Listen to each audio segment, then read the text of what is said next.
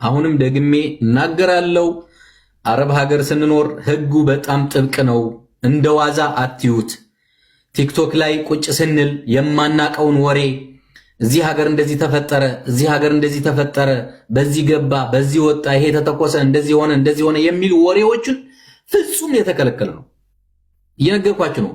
አንድ ቦታ ላይ ያያችሁትን ቪዲዮ ዳውንሎድ አድርጋችሁ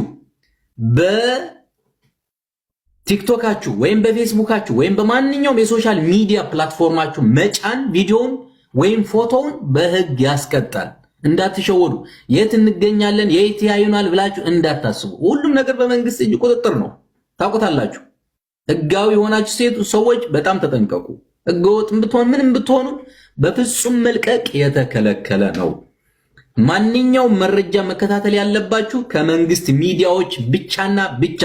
ሲጀመር እናንተ ምንም አይመለከታችሁም። ምንም የምታውቁት ነገርም የለም። በማይመለከታችሁ ነገር ላይ ራሳችሁን ህይወታችሁን መቀመቅ ውስጥ የሚያስገባ የሚችል ነገር ላይ መግባት የለባችሁም።